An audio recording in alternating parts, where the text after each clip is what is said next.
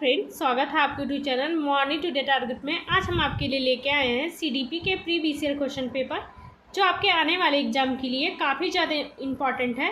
जितने भी PYQ question है सभी आपको एक एक करके कराने वाले हैं।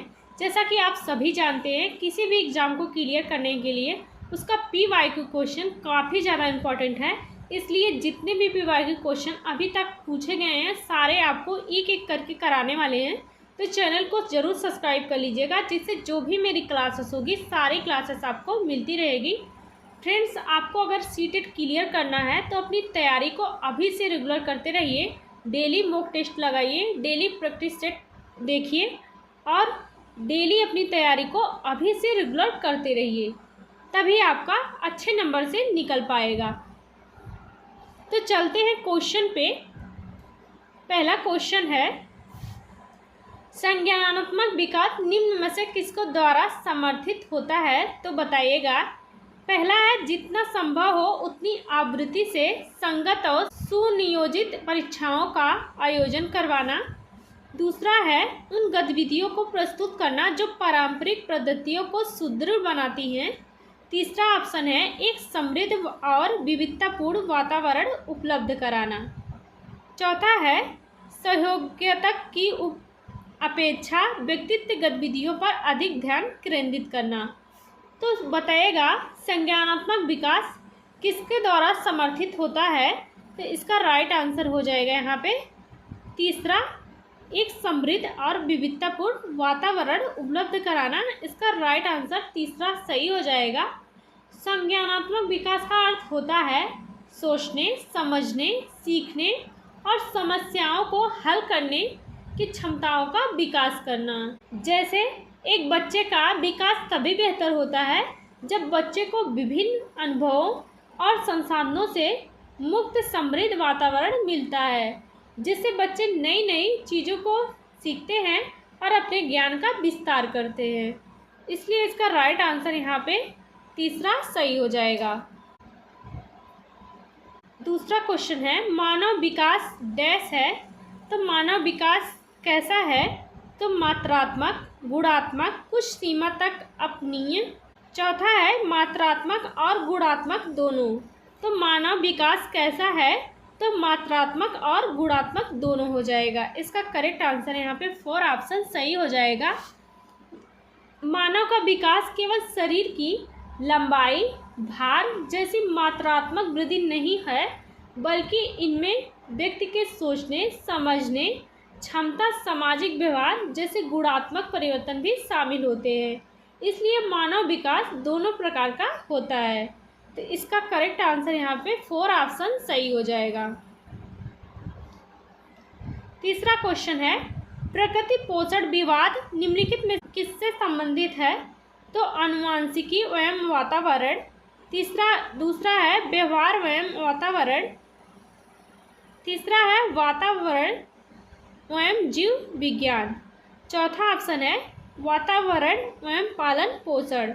तो प्रकृति पोषण विवाद किससे संबंधित है? तो आनुवंशिकी एवं वातावरण से। इसका करेक्ट आंसर यहाँ पे पहला सही हो जाएगा। चौथा क्वेश्चन है, निम्न में से कौन सा समाजीकरण की निष्क्रिय एजेंसी है? तो बताइएगा। स्वास्थ्य क्लब, परिवार, इको क्लब, सार्वजनिक पुस्तकालय। तो समाजीकरण की निष्क्रिय एजेंसी कौन सी है बताइएगा। तो निष्क्रिय एजेंसी पूछा है तो सार्वजनिक पुस्तकालय हो जाएगा इसका राइट आंसर। स्वास्थ्य, परिवार, इको क्लब, ये तीनों आपकी सक्रिय एजेंसियां हो जाएंगी। सक्रिय एजेंसियां वे संस्थाएं या समूह होती हैं जहां व्यक्ति के सामाजिक विकास प्रत्यक्ष रूप से होता है। इन एजेंसियों में व्यक्ति सक्रिय रूप से कुछ न कुछ सीखते रहते हैं, दूसरे के साथ बातचीत के माध्यम से। तो याद रखिएगा। तो इसका राइट आंसर यहाँ पे 4 ऑप्शन सही हो जाएगा। नेक्स्ट क्वेश्चन है, वाइगोत्स्की के सिद्धांत में विकास के निम्नलिखित में से कौन से पहलू की उपेक्षा होती है?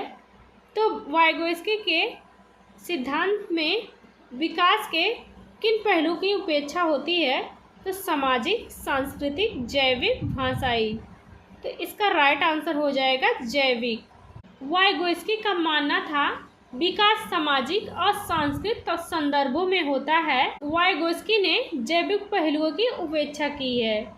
उन्होंने सामाजिक, सांस्कृतिक और भाषाई कारकों को अधिक महत्वपूर्ण माना था, इसलिए इसका राइट आंसर हो जाएगा जो जिसकी उपेक्षा की गई है तो वह जैविक पहलुओं की। तो इसका राइट आंसर यहाँ पे तीसरा सही हो जाएगा।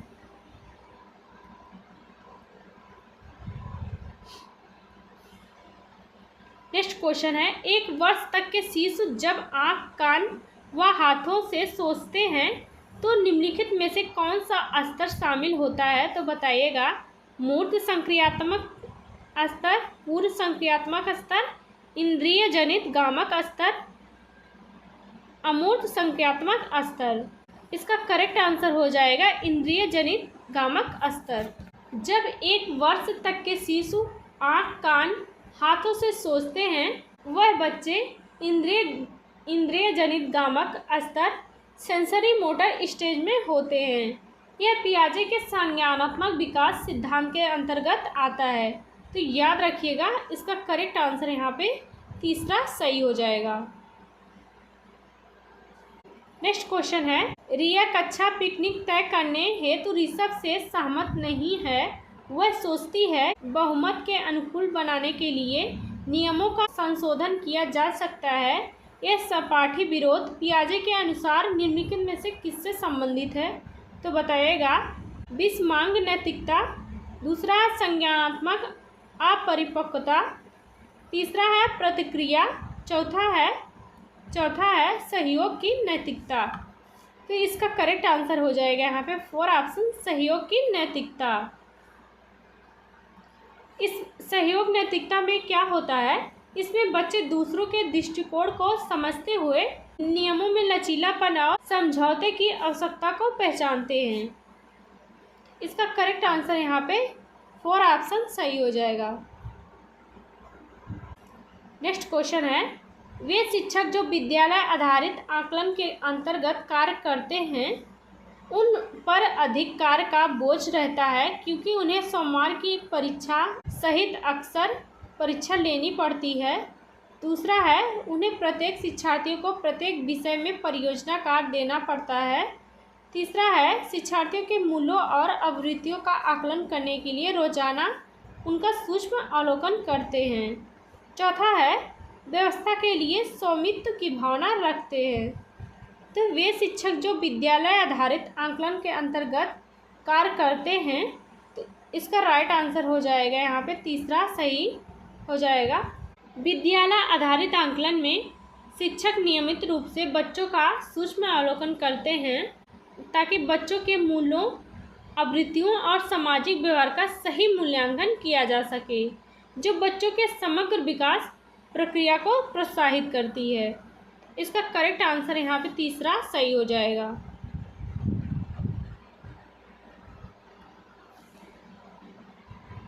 ग्रेड अंकों से कैसे अलग है? यह प्रश्न निम्न में से किस प्रकार के प्रश्नों से संबंध रखता है?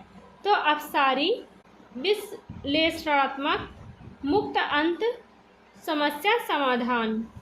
तो इसका करेक्ट आंसर हो जाएगा विश्लेषणात्मक। इसका राइट आंसर यहाँ पे दूसरा सही हो जाएगा।